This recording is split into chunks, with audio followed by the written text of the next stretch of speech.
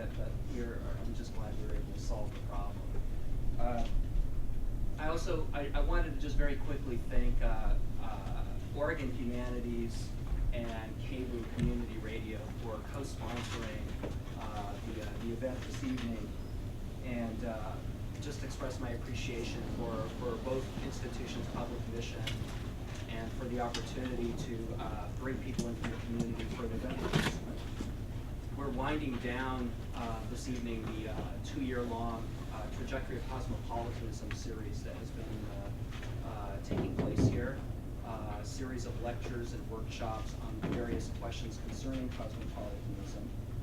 And although that's winding down, there are also other events that the center is hosting. And if we hadn't left all our calendars behind at the other space, then I would encourage you to grab one. But I think maybe eventually they'll migrate their way back. So it's my real pleasure tonight to welcome David Theo Goldberg here to Portland State and to Portland, Oregon, and to the Portland Center for Public Humanities. Professor Goldberg is the director of the Humanities Research Institute, which is the system-wide research center in the humanities and also in the critical social sciences and the theoretical arts for the entire UC system. And he is widely known for his innovative and his socially engaged work in the study of race and racism, both in thought and in society. Professor Goldberg was originally trained in philosophy, and his book, Races, Culture, Philosophy, and the Politics of Meaning, was one of the first to systematically examine the role that race and racism played in the history of Western political thought and practice at a general level, and particularly in its liberal traditions, which allows us to consider by implication how racism can coexist within such contemporary discourses as colorblindness. His well-known book, The Racial State, is a crucial text for bringing critical race theory into dialogue with the role of the state in creating the distinctions and the hierarchies that provide race with the force of law and with governmental power. And then his most recent book, which I think occasioned this visit, is The Threat of Race, which opens up the question of whether race and racism can be understood in comparative terms. So what is the relationship between the uses of race in the various regions of the globe, in North America, in Europe, in Israel, Palestine, in Latin America, in post-apartheid South Africa? How do we account for the differences in the history and the logics of racisms in these different locations, while also acknowledging the ways in which they're geopolitically connected? And so then to what extent is race a function of an international political order and therefore a structural challenge to any actually existing cosmopolitanism? And I should also add that in recent years, Professor Goldberg has placed increasing energies into the building of institutions that can facilitate the kind of research for which he has shown such passion and dedication. And this would include not only the directorship of the State of California's one-of-a-kind HRI, but also his central role in the founding of Haystack, the Humanities, Arts, Science, and Technology Advanced Collaboratory, which promotes partnerships between the human sciences, the arts, the social sciences, and even supercomputing interests for advancing research and teaching and public outreach. So Professor Goldberg's work as both an activist scholar and a builder of critically engaged institutions really exemplifies the kind of work that we aspire to here at the Portland Center for Public Humanities. So please join me in welcoming David to Portland Center. It's a pleasure to be here. Thank you so much for your kind words of introduction. I almost don't recognize myself in these moments. And for your generosity and for your patience.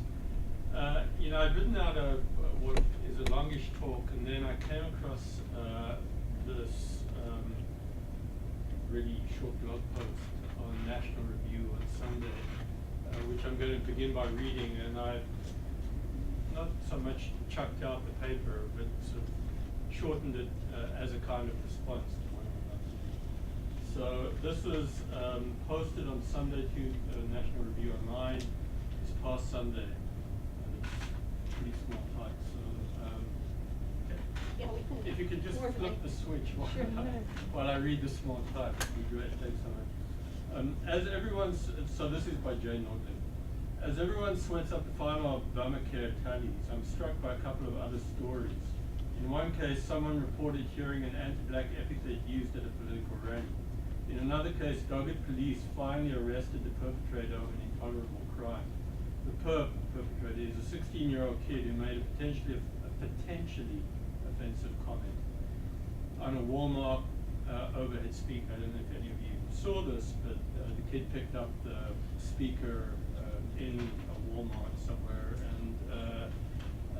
and said all black people should leave this store now. Right? Potentially offensive. That these things are even remotely newsworthy leads me to one conclusion. I mean, the juncture is racism in America is dead. We had slavery, then we had Jim Crow, and now we have the occasional public utterance of a bad word. Real racism has been reduced to de minimis levels, while charges of racism seem to increase. I'll vote for the first politician with the brass to say that racism should be dropped from our national dialogue. We're a good nation, among the least racist on earth. So this talk is a kind of response to that expression.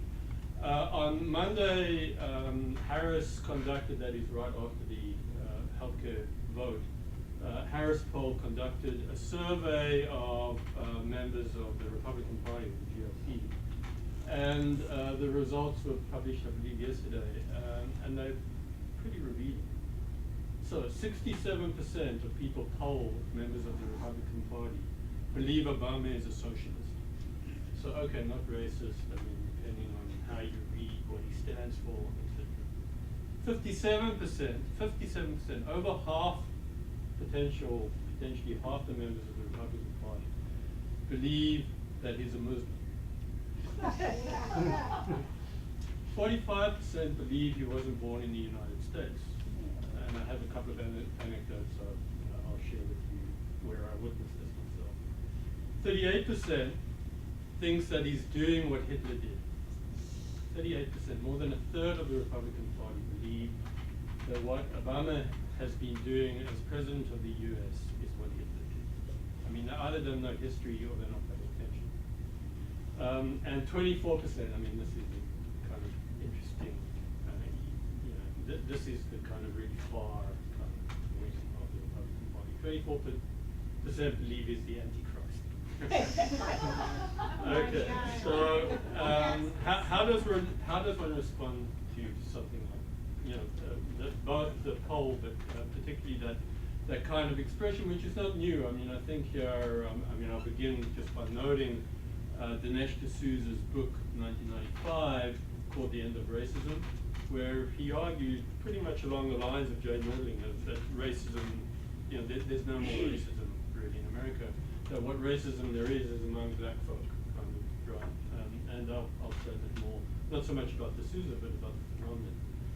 So in thinking about socialities of the skin, I want to use that notion to think about what it stands for and to lay out a kind of almost a macro-sociological sort of account of all of this. So I came to the concept, sociality of the skin, really by a throwaway remark by Salman Rushdie of all people, in what is probably his worst novel, The Ground Beneath Her Feet, right? I mean, rock and roll, the history of rock and roll, and so on. Sprawling, not terribly well written, much too long. But he has one really great throwaway line, a life at the frontier of the skin. And that led me to think what life would be at the what life is, in a sense, at the frontier of the skin. And the notion of a sociality, or socialities, because there's not just one, of the skin sort of came to my mind. So socialities of the skin pertain to life, or lives really being lived at the frontier of the skin, predicated on a sociality that arranges, classifies, orders, and affects every dimension of life's experiences on the basis of the significance and implications invested in skin and its associated materiality. So I don't want to say it's just skin, right? I mean, it's skin and what skin stands for in relation to other phenotypical sort of characteristics, but also the socialities that have become to be embedded and embodied in what gets associated with this notion of skin. So this sociality of the skin, as I call it, serves as a signifying reference for a political theology of race.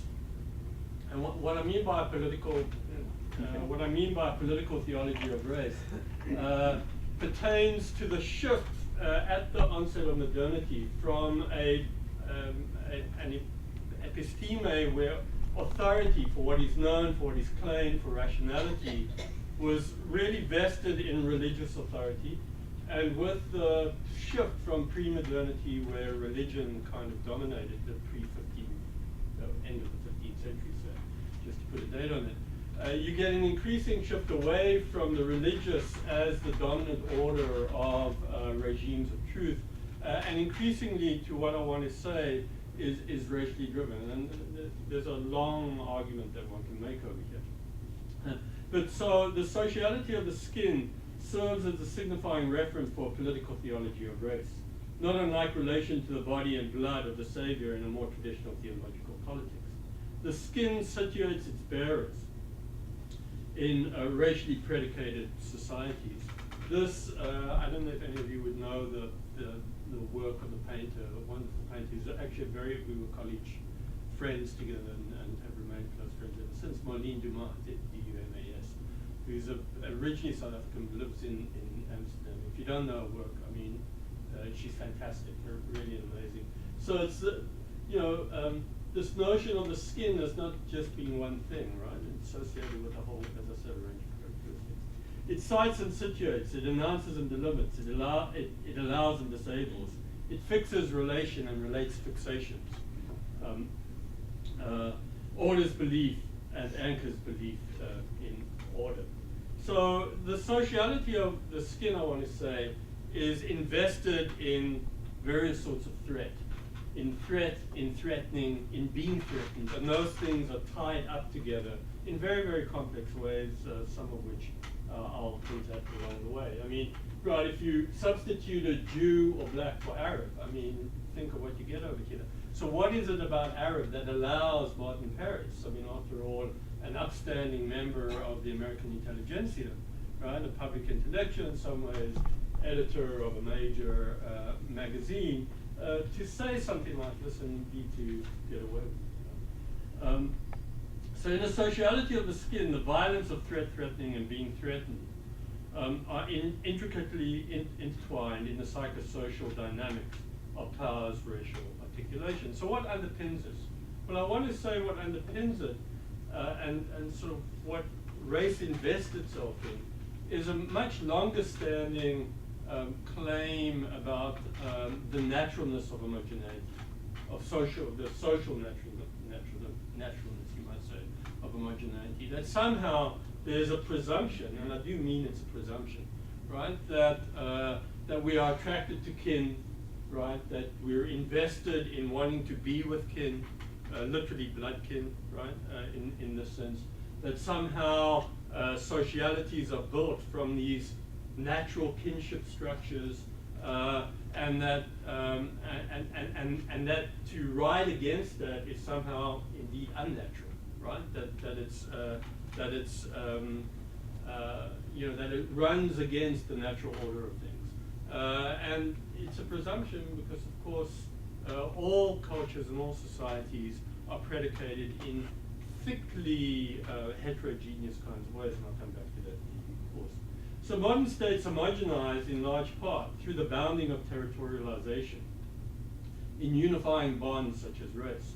And I want to say that race is a peculiar modern technology from roughly the 40s, 50s onwards, right? In predicating, in having society predicated on these terms. State populations are thus homogenized through territorialized constriction and conscription, right? So territory and the protection of territory from sort of external threat, from the artifice of kinship structure, if I might put it in these slightly contradictory or oppositional kinds of terms, sort of gets you something like this. Right? The technologies of race have played not just contingent but constitutive roles in this bonded making of bonded state populations in various sorts of ways. the broader argument underpinning this, and I'm sort of moving at a quick clip over here because I want to get to the more contemporary moment, is that modern states become modern literally in and through race. That they acquire their modernity from the 16th century onwards, increasingly through state technologies of race formation, classification, the ordering of space, the ordering of work, of who can work where and how and under what conditions, and so on and so forth. And this is deeply territorialized both in terms of land formation, but also in extended senses of what kind of racially configured people are enabled to do what kind of work, to occupy what kinds of positions in professional life. So you get something like this, right? Or you get, I mean, the range from, right, the garbage collectors in Memphis, right, in the 1960s, that obviously was the object of King's intervention that ultimately led to shooting. You know, laundry, right, ascribed to another kind of ethno-racial configuration, and then again, kind of white-collar work. All of it deeply in racially configured modern societies, deeply configured, almost everywhere you look. Not always the same way, but deeply configured in racial terms and conditions. And there are two, my argument is that there are two prevailing discursive principal conditions of racial definition, of racial conception, right? And and they historically are deeply sort of in conversation with each other, though one dominates over the other at different moments in time. And I mark these as racial naturalism and racial historicism. So racial naturalism is a claim that all those who are not European or of European descent are inherently, are naturally inferior to those who are European or of European descent. And it's the emphasis on the naturalness of superiority or inferiority, as the case may be, that is the driving conception over here. So you see this, for example, in the White Australia policy in the early 20th century, particularly in the 1920s. You see that of necessity must be of an inferior nature and character, that those who are not from Europe, are not descended from Europeans, white Europeans, right? And indeed, I mean, under apartheid South Africa, but in many European colonial societies, white and European were literally synonymous. I mean, in the 1950s in South Africa, the marks on park benches were for Europeans only, not for whites only, but for Europeans only. That changed in the 1960s from for Europeans only to for whites only, right? So you've got a kind of historical transformation. You get it in many, many colonial settler societies of nature. By contrast, and that view, I mean, the naturalist, what I'm calling racial naturalism, dominated sort of racial thinking and indeed colonial formation from roughly the beginning of the 16th century through the early 19th century. Was the prevailing conception, wasn't the only conception, as I said, but you find it in Locke, you find it in just a whole range of thinkers who were thinking, you find it in Kant even. And it begins to give way, particularly in the hands of utilitarians, not the least of which was John Stuart Mill, to this view I'm marking as racial historicism, which is the kind of civilizing mission view. It's not that Europeans and those of European descent are inherently superior to those who aren't. It's that they're historically more mature, right? They're more civilized, and it's the particular burden of the civilized to bring the uncivilized into civilization. So the British civilizing mission in the colonization of India, for example, is a particular case in point, right? We will look after you and we will teach you how to govern yourself. Sounds familiar, right? We will teach you how to govern yourself until you're ready to govern yourself, and then we'll hand over governance to you. That's a different order of representation and rationalization than the naturalism account, and leads to a different kind of colonizing practice. This is the Belgian Congo handing over by the Belgian king, Baudouin, to the Congolese, and arresting the likes of Patrice Lumumba and so on, and getting rid of him because he wasn't European enough. And then, you know, the civilizing mission, I mean, this you should recognize, right, is of course Iraq, under the early invasion. And I mean, the contrast, I mean, it's a striking photograph, right? The contrast is quite palpable. We will show you how to govern yourself in a truly democratic way until you're ready to govern yourself, and we'll hand this over to you. So against this background, consider the invective directed at Barack Obama. Dismissing Obama as a Muslim on its own seems to be ethnic prejudice. Dismissing him, quote, as an Indonesian Muslim turned welfare thug, that's a quote, okay?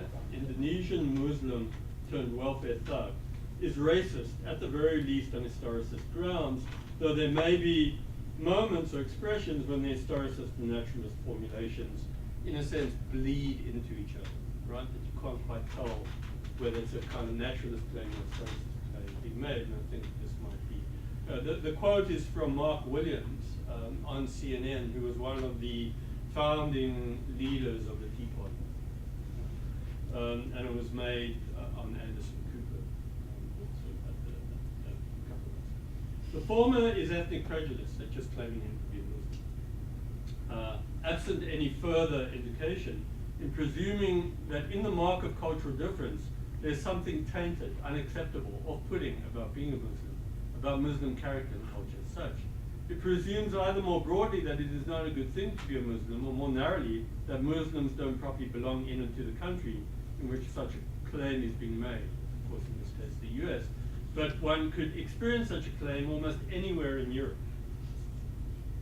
And, you know, if you spend any time in Europe, you'll recognize this. Or perhaps anywhere where European languages dominate, right? I mean, it's not just spatially European. It is a slight to Muslims as such, implying at least that Muslim culture is somehow wanting. It doesn't help to deny Obama is a Muslim, for that simply reinforces or leaves untouched the implicit insult, as though the grounds on which the insult stands is firm. This latter consideration reveals both how close ethnic prejudice, how close ethnic prejudice can come to racism, and how. In this sense, and we're talking a bit about this at lunch, Muslims assume, in a sense, the racial symbolism that Jews perhaps once did, and certainly blacks did, in the racial scheme of things. Obama is not just an Indonesian Muslim. He's neither, as it turns out, though it matters little to the claim. He has turned into a welfare thug.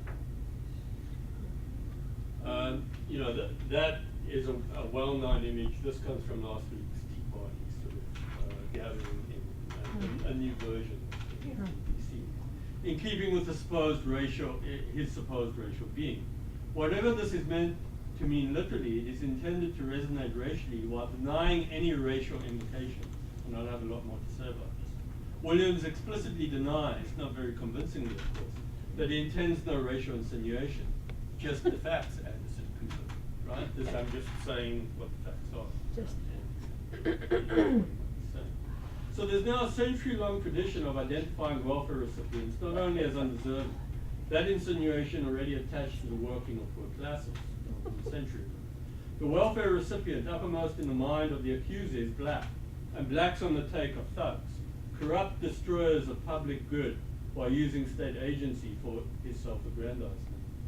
Rush Limbaugh pretty much at the same moment was railing against Obama as introducing a sociality in which black kids literally are laughing while, quote, watching their kin beating up white kids. The lack of historical development, of character, of behavior, of capacity to conduct oneself properly in society is racially indexed, without having to name it as such.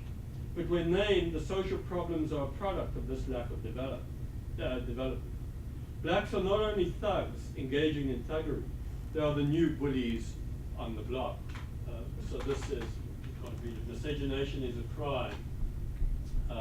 Repeal Loving v. West Virginia, which of course is a 1968 Supreme Court case that ended the miscegenation statutes across the states. Glenn Beck has recently said that the White House, you get further versions of the study rights and representations. This is an interesting one. Glenn Beck recently said that the White House is full of Maoists. Right? So you get this. You can't believe this nonsense. Blacks in control of the state produce Obama the welfare thug, strong-arming poor whites with one arm while the other hand is in the state till. On welfare, as all blacks are presumed to be, made possible by state thuggery at the expense of poor, hard-working, tax-ripped-off white folks. Race drips from every pixel of this picture. Implicitly pervading the picture of race here are racially imputed but deniable degradations. The combination of racial imputation, corrupt welfare cheat and sovereign bully, with degradation demanding dismissal, whether literal or symbolic, thug, effects the transformation of this racial characterization into racist demeanor. The transformation is possible precisely because history has made the links, connecting the dots in, quote, this logic, what I call the ratiocination, of anyone for whom the relevant desire, major and minor premises are considered connected. Racism, in short, is more often than not a mode of practical reasoning. And it's not necessarily a valid form of practical reasoning, but it's practical reasoning nevertheless that resonates with obviously many people. Those polls are in any way accurate.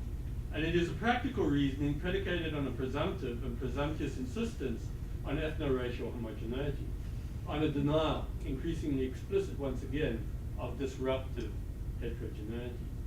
So the shift from pre-modernity, for which, as I say, the authority of knowledge-making, truth, ratiocination, and so was vested in the religious, now to the racial and increasingly thick, sort of in the expanding moment of the modern, leads to what I call a kind of secularized theology and a civic religion, taking the notion of civic religion from somebody like Eric Vogelin, who was writing about this very, not widely read, but an important figure, writing about the racial state, what he calls race in the state, in the 1930s.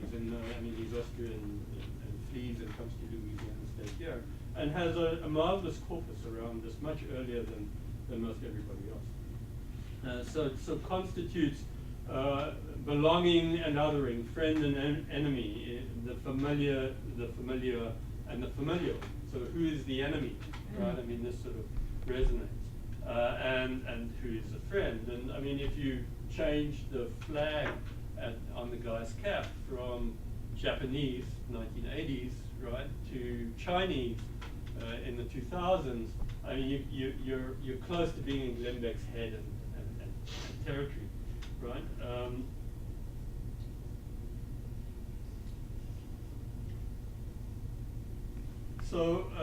Race, in short, becomes par excellence the political theology of informed modernity. Again, Glenn Beck, a week ago, voting on Obamacare on Lent Sunday is an affront to God, right? This invocation of religious kind of imagery in order to sort of ram home a point. And in so doing, it not only licenses institutional violence, as we've seen, obviously, but also stains systemic violence. Race, in short, grants embodiment to the will to power. And you see the way in which these ideas are brought together in, this is a political poster in Switzerland the November before last, in the lead up to their national election. It's on the part of what at the time was the most dominant party, and this is a country that has now outlawed any new building of mosques, right? There were 6 mosques in the whole of Switzerland, and they were sort of 5 too many, and they've now outlawed adding any new mosques. And under the sign of Switzerland, which is also obviously under the sign of European presumptive Christianity, right? You've got white sheep kicking out black sheep, and the reference here is those who are not those whose origins are from other places than Europe make up almost 25% of the Swiss population now. And you could argue that anything above 20% becomes too much, right? So there's a constraining, and you see it in affirmative action debates across America, when student populations in universities get above 20%, there's a kickback you see it in California, where Asian Americans make up 40, 45, 50% of the main UC campuses, and so there's a huge debate there. And it's this invocation of badges, of labeling, of marking people in particular kinds of ways, ethno-racially identified people. So these are the badges used under Nazi constraint in order to identify people who were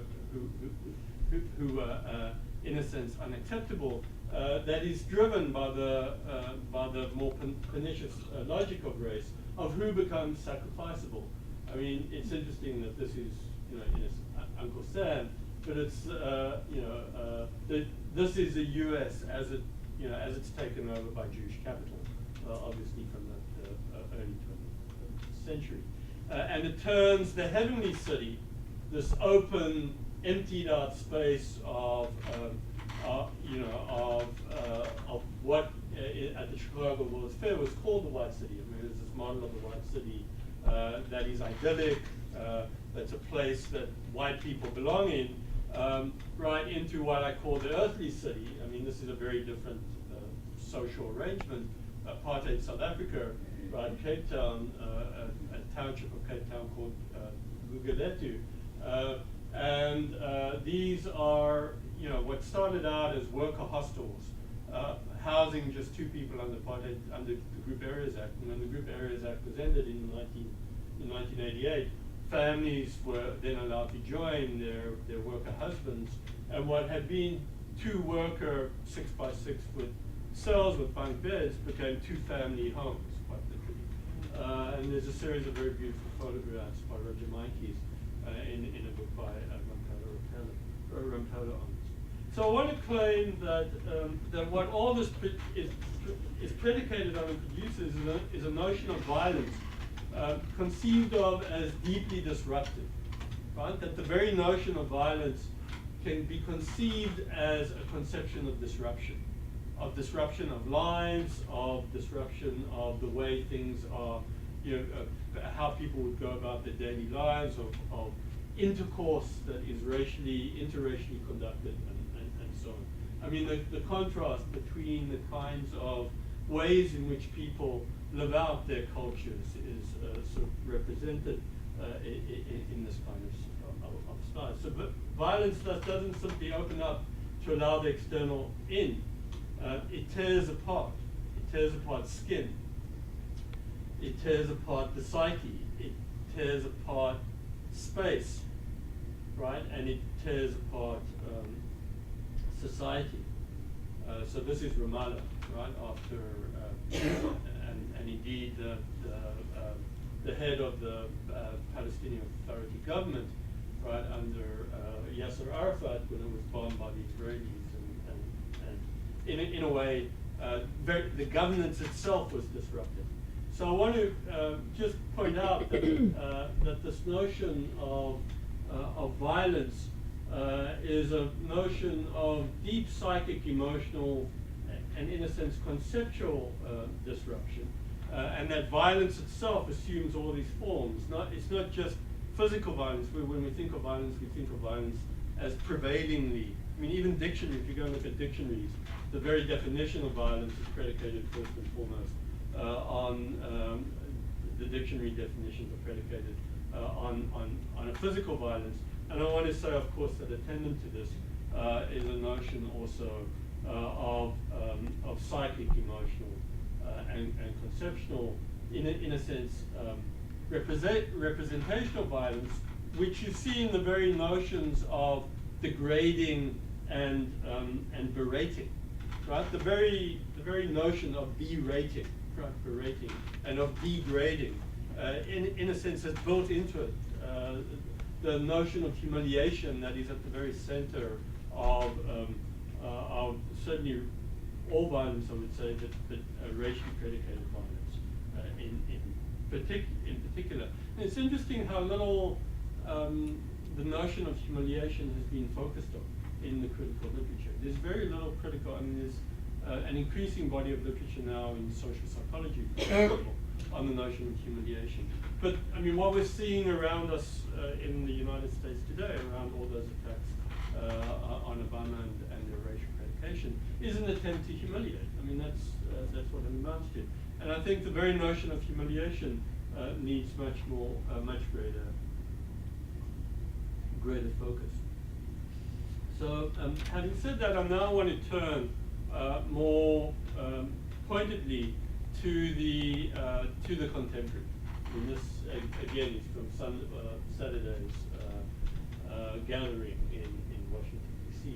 The reference to Brown is to Scott Brown, and if Scott Brown can't stop it, then a Brown and a gun should be invoked. So you know, this sort of egging on of a kind of now physical violence, but not only physical violence, is palpable.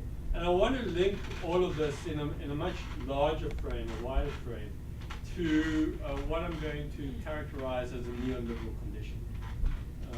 A neoliberal condition which, if you follow Foucault's genealogy, has a much longer tail. I mean, you could say, and I argue in the field of race, that it becomes visible and palpable at the beginning of the 1980s, end of the 1970s.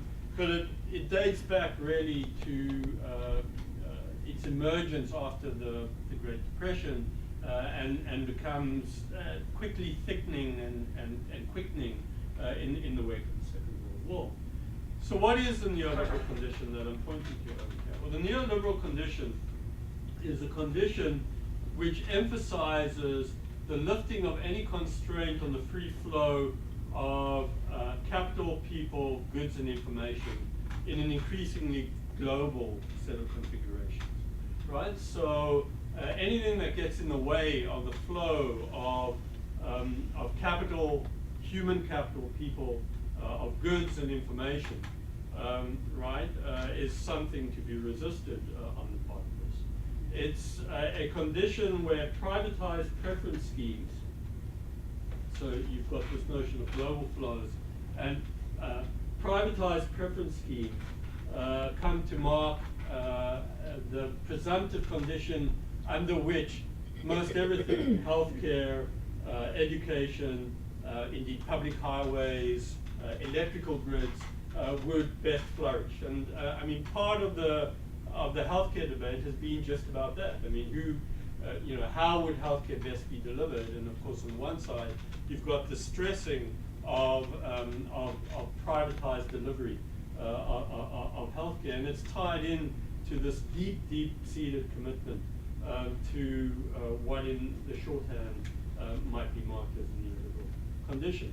It's the financialization of everything, right? Where everything can be measured, literally all of life can be measured in monetized terms, right? And what can't be captured in monetized terms is literally considered to be worthless or valueless, at least in this register of things.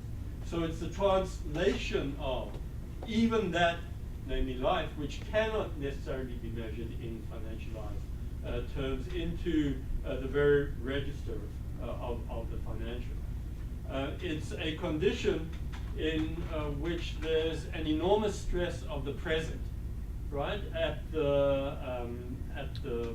demise, at the occlusion or the pushing of the irrelevance of the past, of the historical, and indeed you might even say of the uncontrollability of the future. So this can only resonate by denying right, the past of historical condition, which, right, in the wake of which Obama can come to be the president of the United States. It's a condition in which that which is not usable or seen to be usable is considered absolutely disposable, including people, right? So the condition of disposability is a central mark of what I'm here marking as the neoliberal condition. In short, it's the shift. I mean, if you think of it in historical terms, it's a shift from the welfare condition of what in Britain has been characterized as the super nanny state.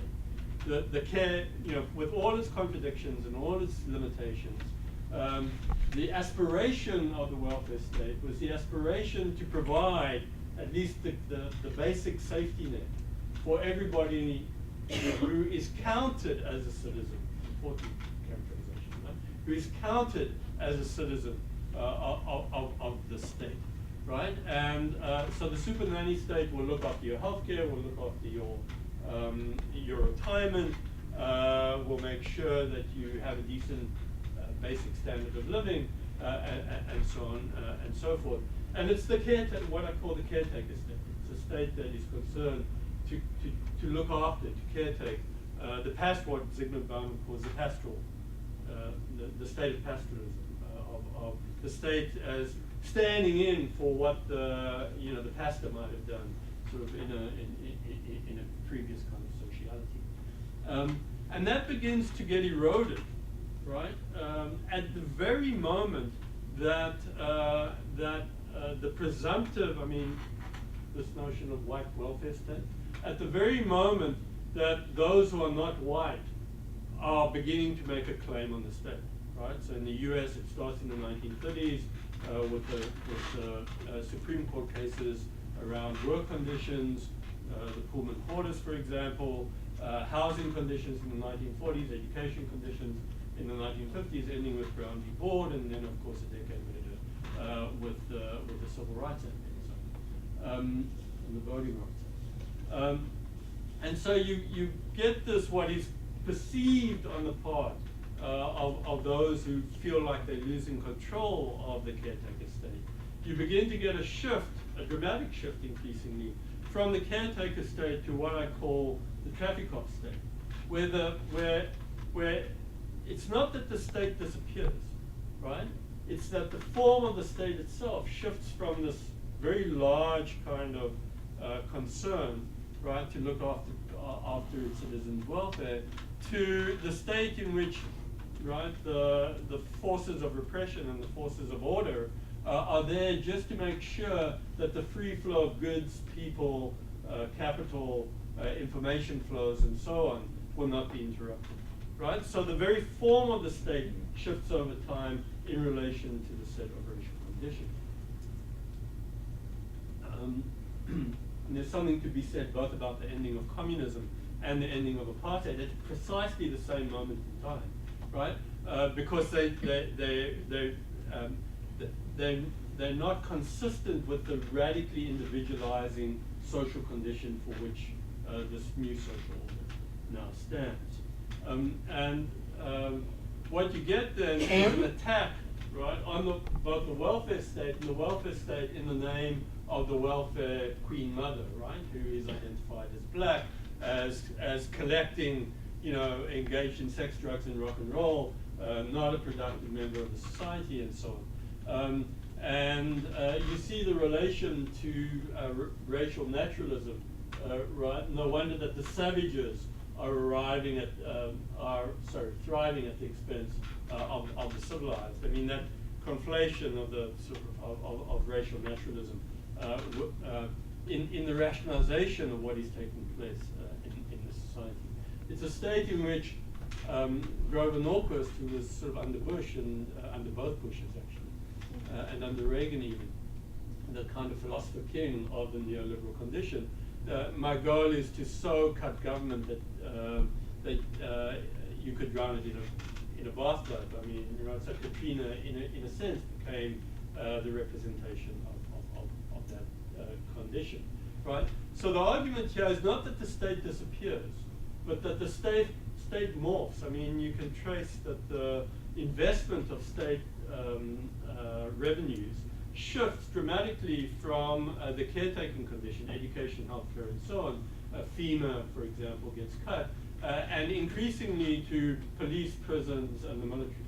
So, from Clinton to Bush 2, there was a fairly dramatic increase. As we saw in the repressive apparatus. It started already earlier arguably with Reagan, but it was rather dramatic if you go and look at those figures under Bush too.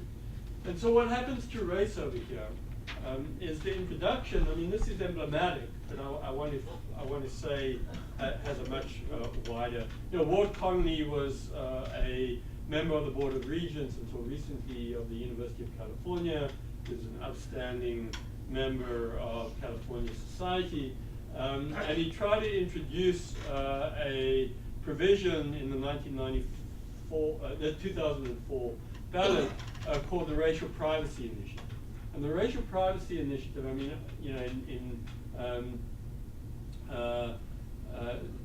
California had outlawed affirmative action from all state actions, from hiring and promotion, admissions to schools and universities and so on, race and gender.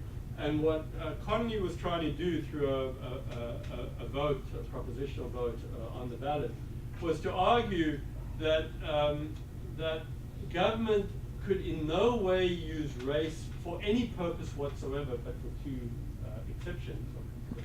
In just a second, it couldn't collect data that was racially predicated. It couldn't, so if with state funding, you couldn't go and look at housing discrimination, for example. You couldn't collect that data.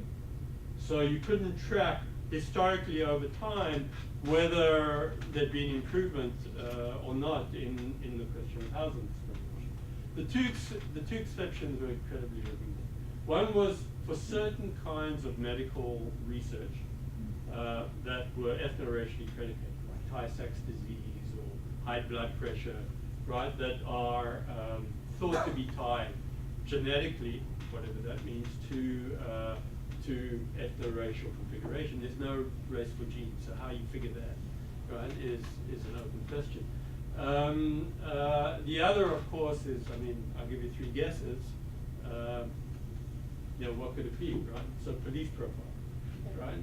So for profiling of criminals, right? So that would be an exception to this rule. Well, it failed, but this is not the ending of racism act, right? I mean, what this does is it pushes into the private sphere where it can't be addressed at all, any form of racial discrimination whatsoever. So racial discrimination becomes deeply privatized in the way we're now witnessing, right? With no, I mean, were this to become law, with no possibility on the part of the state to intervene, right? And there's a sense in which the state itself now becomes identified as the state of blackness, right? I mean, this is it actually became the cover of Thread of Race, right? Somewhat tinkered with. But you see identified, right? I mean, the police stand for the state, and this little Ku Klux Klan little boy, actually, this is in Georgia a couple of years ago, right? Becomes sort of threatened by the black policemen within the society. So the state is identified with the state of blackness. And whites now are the disprivileged in this reconfiguration of the state order of things. And again, emblematic of this, again, now in sort of, earlier this decade, are of course the Minutemen, right? Where the Minutemen, I mean, particularly under Bush, become invested with being able to do and say things that the state itself, in the name of freedom and equality, liberty and equality, cannot itself do, right? So they're able to police the border in a certain kind of way, right, by racial profiling, in a way that, by arresting those coming across the Rio Grande, right, in a way the state can't allow itself. And I can never talk about the Minutemen without putting this up. So the neoliberal condition then is the condition. I want to say that this is the perfect slogan for the neoliberal condition: live free or die. Live free according to our dictates, according to the dictates that we're laying on you, right? In the sense of I'm liberating you, sir. Right? And if you don't live up to the dictates, in the name of freedom that we're laying on you, right, then anything goes. I mean, right? So that notion of live free or die has a different resonance than the one of course, implied. And the principal social condition of the neoliberal order then is a state of locking in, right, to these sort of privatized gated communities, of locking out the immigration debate, of course, of keeping out those who are considered not to belong here, and locking up, I mean, the sort of prison industrial complex. So, as a way of trying to bring this to some kind of closure, let me just finish by sort of laying out very quickly a couple of additional things. The first is that there are two principal ways in which the neoliberal state order now manages heterogeneity. The first is through what I call through emphasizing social intercourse, right, of every kind. I mean, it's for good reason, I suggest, that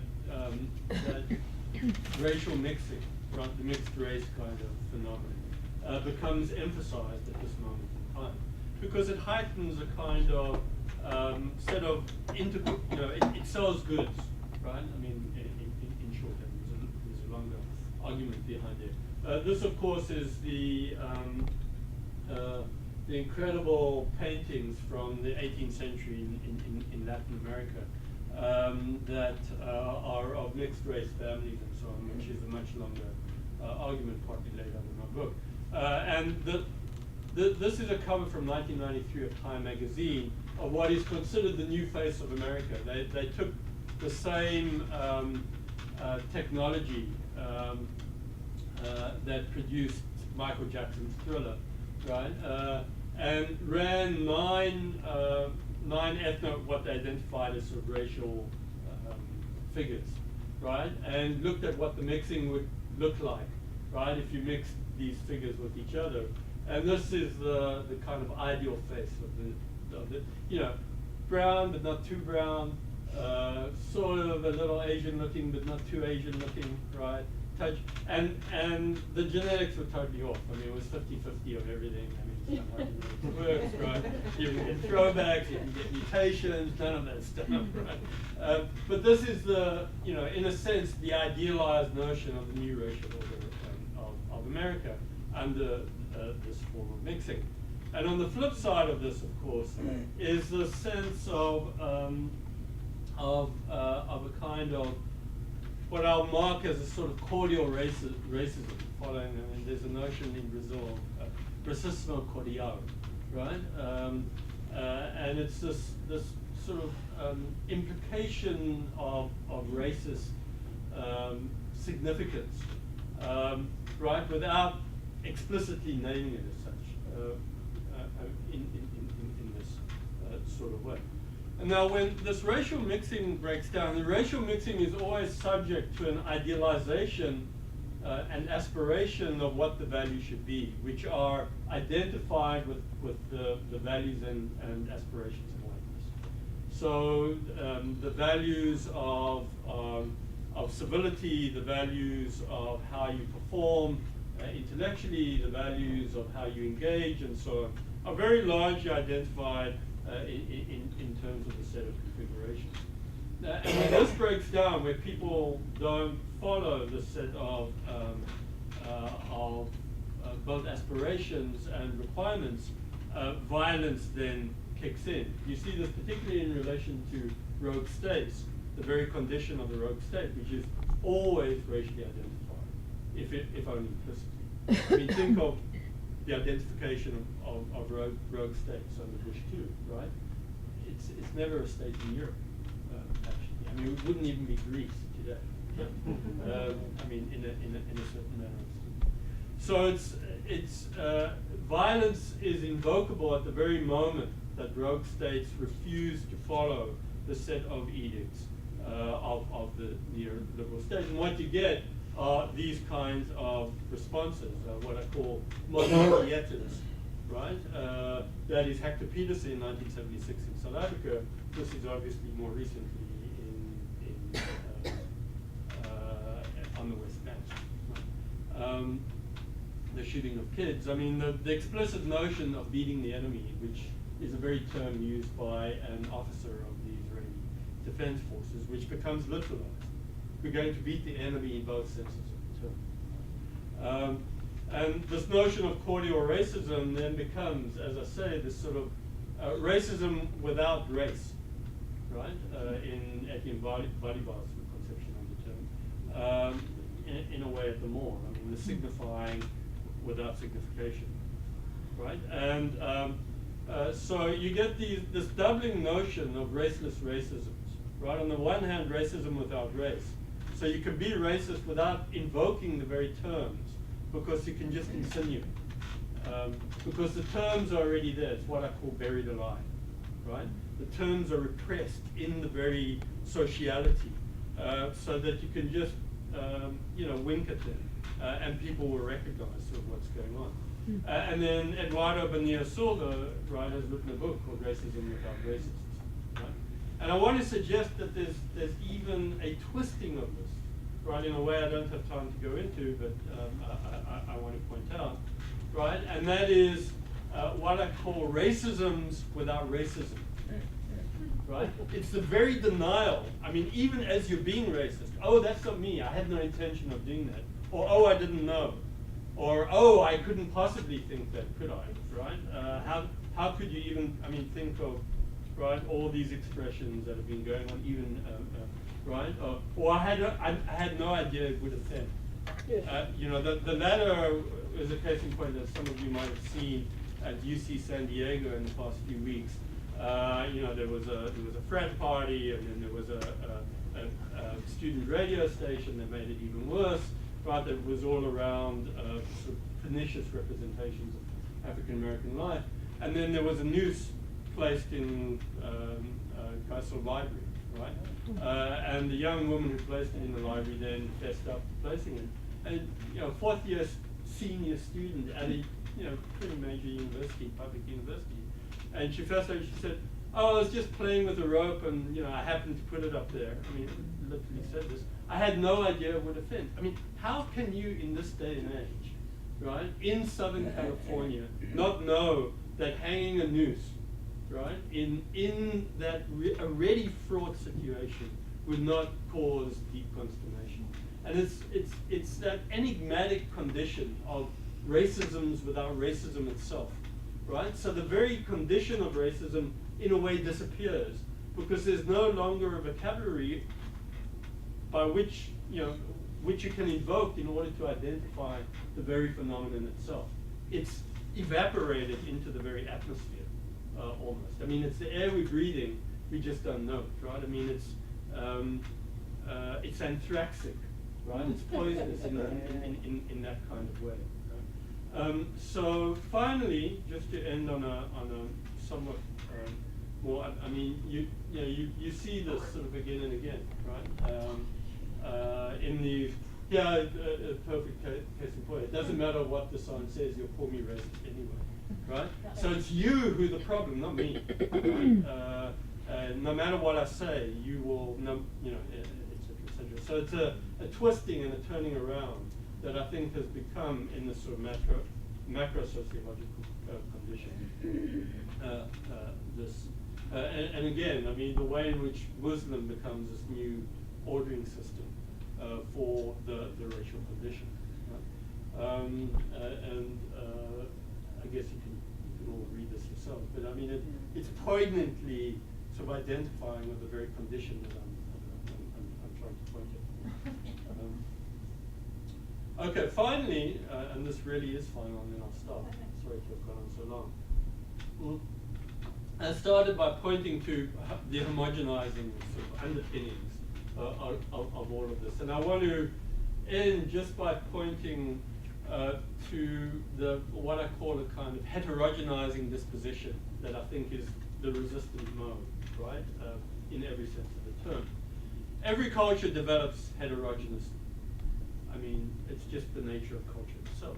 It borrows, it steals, it invokes, it interacts, it gets ideas through conversation, through commerce, it's just how culture works. So I want to push the kind of unconstrained relationalities that comes in and through and out of this kind of heterogenizing set of dispositions, right? I mean, this is a homogenizing disposition, and this is a well-known representation. All the presidents of the United States, that kind of homogeneity, and as soon as there's a threat of somebody who doesn't quite look like them, it becomes, in a sense, misrepresented. You see this. This is a mashup. I mean, it's not a real photograph, right? But a cathedral in Europe feeling impinged by mosques. I mean, it could be Switzerland, right? And then again, I mean, this gets us to the heterogenizing. This is a very, very interesting case. Many of you probably won't know what it refers to. Sophiatown was the kind of Harlem of Johannesburg in the 1950s. Place of drum magazine, fantastic jazz, great poetry, dance, drama. I mean, there's an amazing set of photographers and photographs that came out of it. A place of great street life and culture, conviviality, mixed race, such as it could be in the early 1950s, not to romanticize it, and so on. And starting in 55, by 1956, the South African apartheid regime came in and literally flattened it. Gave people an hour to pack up their stuff and move out, and then brought in bulldozers and literally flattened the place. And what they produced was this, right? And this was housing for civil servants, white civil servants who happened to be policemen. And they named it Triumph. I mean, it's Leni Riefenstahl's Triumph of the World, right? Triumph is the Afrikaans word. Those of you know German, so the Afrikaans word for triumph, right? So it was this moment of the apartheid regime declaring its victory, so in the name of this declared space. And the shift from the conviviality and fullness of street life to this, particularly chosenness. There's a marvelous novel called Triumph that has now been translated into English by Marlene van Niekerk, a white woman, South African writer, which captures, I mean, it's sort of, I hesitate to call it white trash, but it, I mean, that's the novel, right? And it's endlessly grim in its sort of conveyance of the kind of emptiness of life, sort of under this right side condition, so to speak. I want to make a push, and there's a much more, of course, to be said for this sort of heterogenizing disposition, to offer an antidote to the conceit of holding things constant and to the arrogance of control. I guess I just end it. Thank you.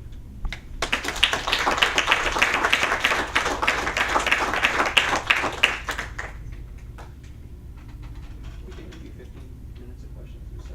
Sure. Whatever. You talk in your history of the development of this racialized state as being very essential to the concept of modernity, coming out of a time that had conceived of demographics far more in terms of religious affiliation. I was curious about the status of Muslim and Jew especially, because a lot of your examples revolve around those. And you tended to use the word ethnicity as opposed to race when you're talking about those groups.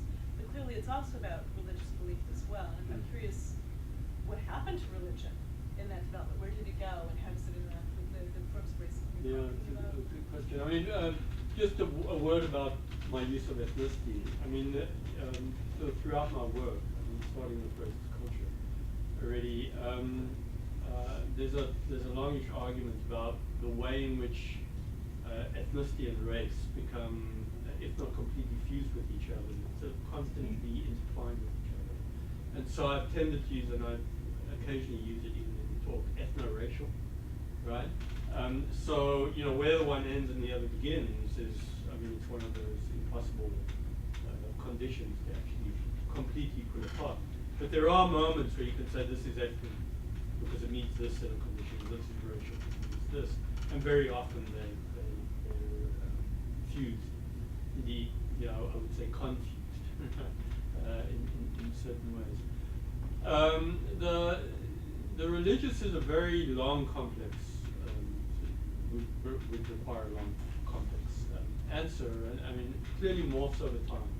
So the dominant mode sort of shifts. I've written in the thread of race.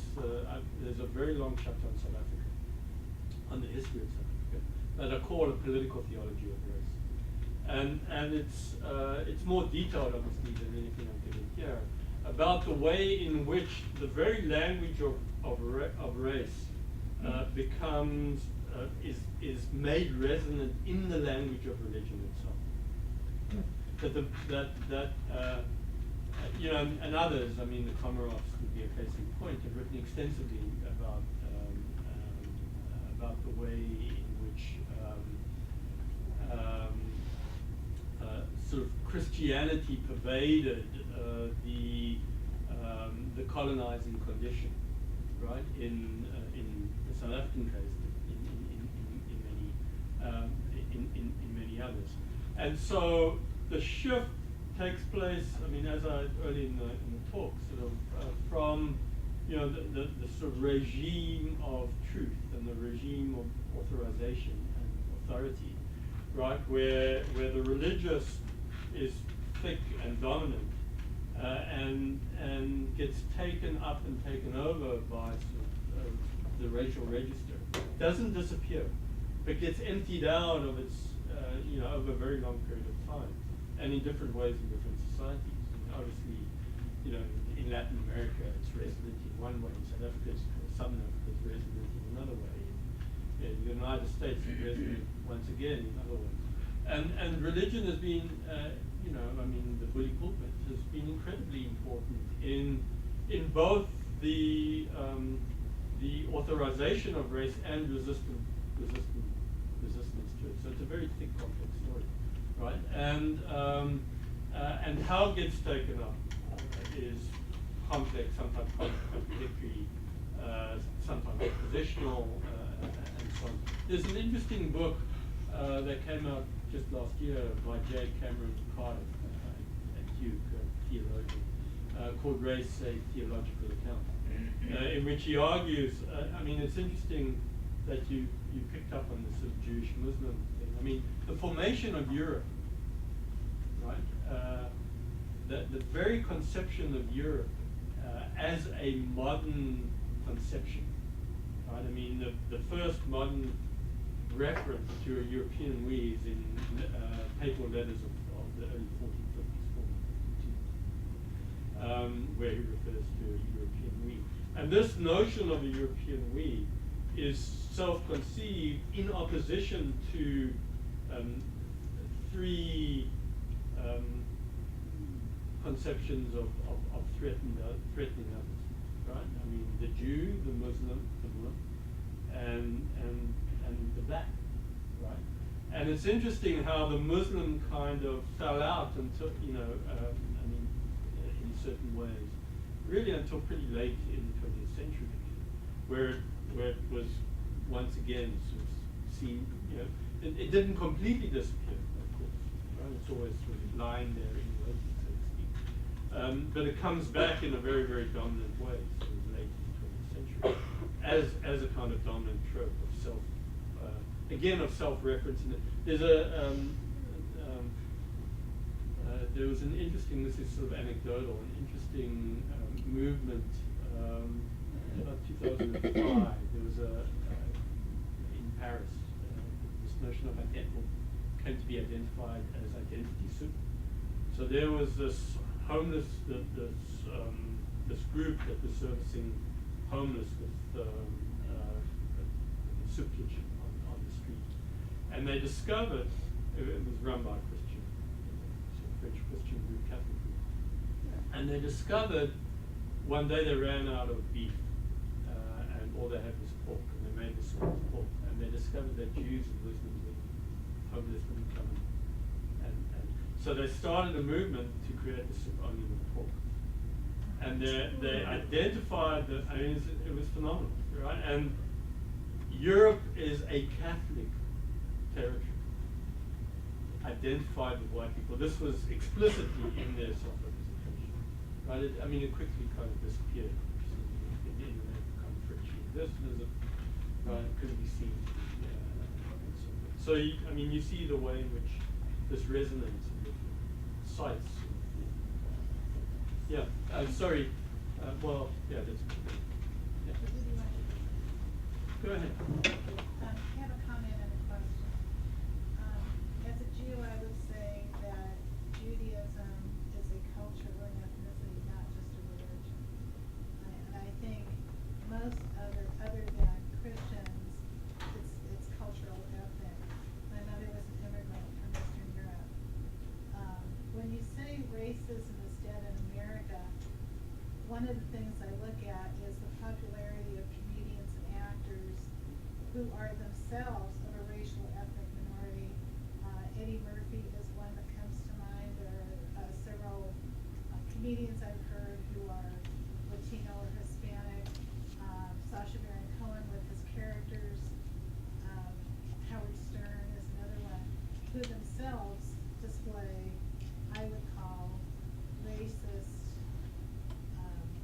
messages, and they have an audience, and I don't find that humor amusing. So how would you please address that? Yeah, for one, I'm not saying that racism is dead in America. I thought that was what you said when you first started. No, I was reading a quote. Oh, I see. I mean, my whole talk was predicated on Yes. on resisting that notion, Yes. right? I mean, you know, I could have ended up, I mean, Dinesh D'Souza dedicates the end of racism. I'm going to slightly misrepresent what he's saying in order then to say why he says it in this way. To Dixie, without whom my life would be incomplete. So a book by the title The End of Racism is dedicated to Dixie, without whom my life would be incomplete. What I'm leaving out is to my loving wife, Dixie. Right? Without whom my life would be incomplete. I want to say he's wedded to Dixie in more ways than one.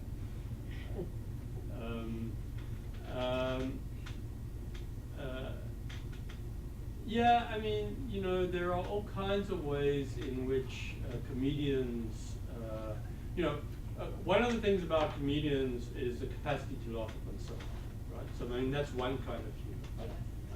But another kind of attempted humor, which becomes pernicious, is to kick those who are either can't so easily defend themselves, or in that moment can't defend themselves, or who are just plain offensive, right? And it isn't funny. I mean, the UCSD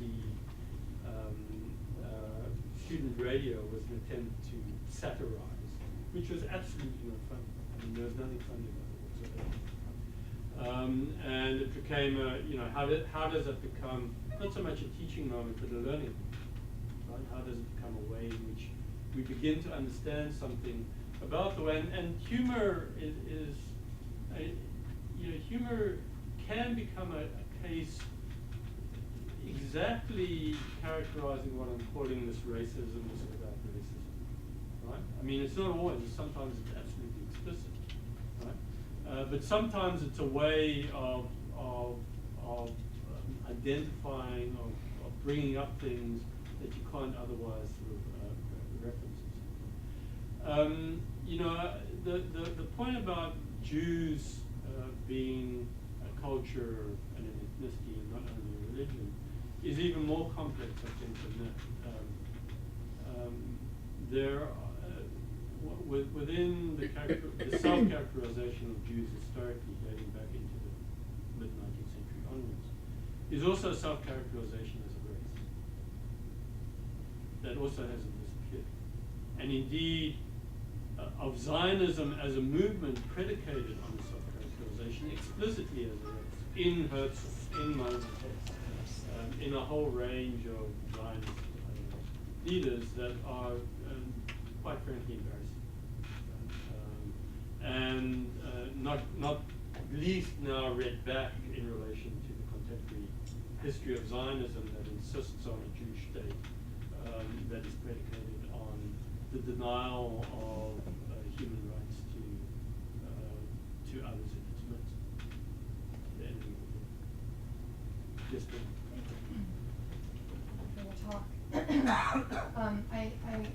you were talking about the Sophiatown Triumph pairing at the end,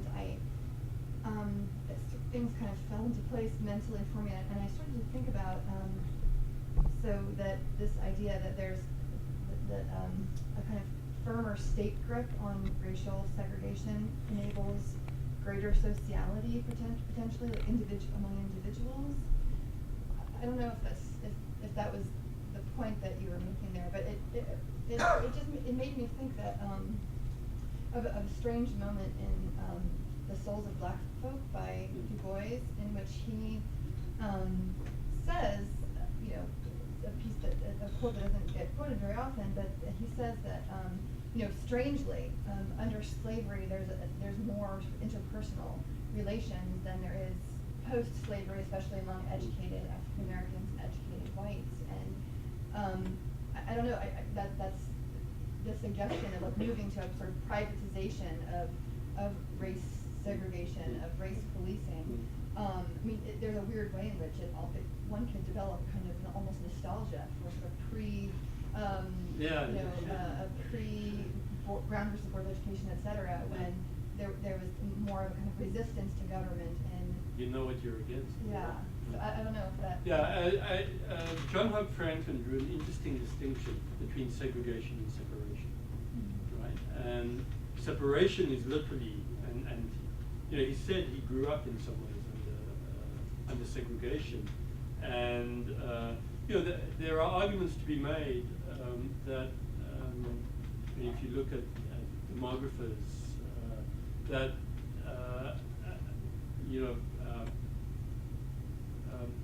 in the 60s and 70s and into the 80s, Americans of different racial configuration lived in different, actually dating back, and you can go further back. So, under slavery, most whites lived in the American North, urban life, and most blacks lived in the American rural South, right? With Reconstruction and migration patterns and so on, right into the 30s and 40s. It happened very quickly and very dramatically. The sense of black folk off the land coming into first cities, towns, and cities in the South, and then into northern and western cities.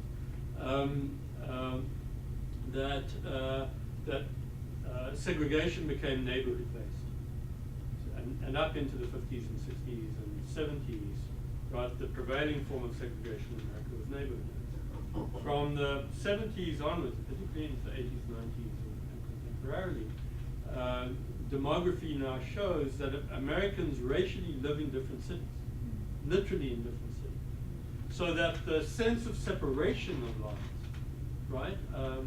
Literally from the moment one's born, maybe before one's born, right? In gestation, right? Into one's burial, one lives in separated, very largely, in large swaths of America and itself, of course, all of America, live in under separated conditions, separated, not segregated. Right? So that kind of nostalgia where under segregation, in apartheid South Africa, right? I grew up with, in a sense, black folk being part of my home, right? Part of, in a sense, of the extended family. You were always, what gave one hope under apartheid is that you were rubbing, you were rubbing skin together, literally, right? In New York, right? Riding the subway, you pushed up against people. And and if you live in that society, you quickly become sort of, there's an argument to be made that those cities in America where you have a robust public transport system, right, rather than a car culture, you produce a certain kind of political progressivism in urban culture, where people are living above businesses and stores, and you're interacting with the database. You develop a much more robust, progressive political culture than rolling up your window, putting on the music loud, and driving alone, right? Right, and becomes much more separated as a society. You know, you drive into the city to work in the day, you drive out the city to the suburbs, et cetera, et cetera, et cetera. So yeah, I mean, there is this nostalgia for the nostalgia of a kind of life where, you know, where there was hope for that kind of. Now, I don't want to make too much of that. I mean, you know, November the 4th in Grand Park in Chicago was incredible. Yeah, I have a question about sort of gender and how it fits in. And here's how I'm thinking about this, which is you have Ulrich Schuler, who's in Switzerland, one of the guys who's pushing for the minaret ban, and the way he's phrasing it is often, we want our women to be free. We don't want them in the really offensive posters where someone wearing a burqa. And he said, you know, under Sharia law, which this is going to bring men and women will be separated. To do that, you have to think reading Lolita in Tehran. So it's not about educating. We have to bring the most sexually explicit book, and that's what they have to read there, right? They can't read like Philip Roth or something. Okay. So then on the other hand, you put up a picture of a black woman, the welfare queen, and then totally sexualized, right? And we're afraid of her too. Right? So we got to push them to read Lolita, and we have to save their women. But over here, precisely what we're afraid. So I'm wondering sort of how white masculinity also, and maybe I'm asking more about American culture, you know, or Schuler thoughts, but how does that kind of map into what you're seeing? Right.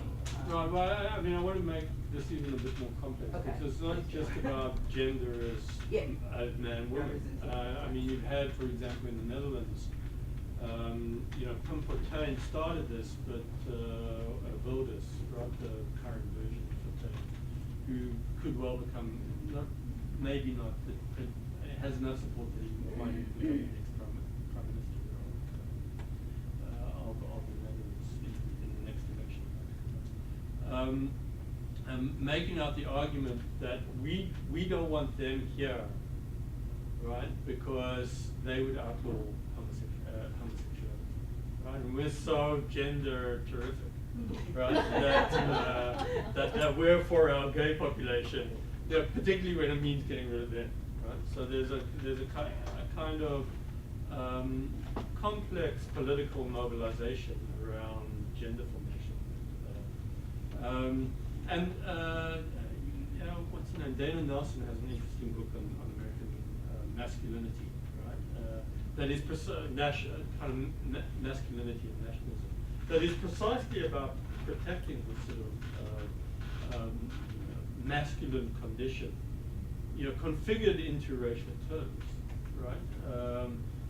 That is about you know, protecting the family. That is about reifying gender roles, I mean work roles for one, right? Not least when maleness is considered to be under a certain kind of threat. I mean, so if you look, you know, for example, at university, I mean, most universities in America today are 55-60% women, right? In the undergraduate population, it's sort of interesting how it transforms, right? Once you get to the graduate population, right?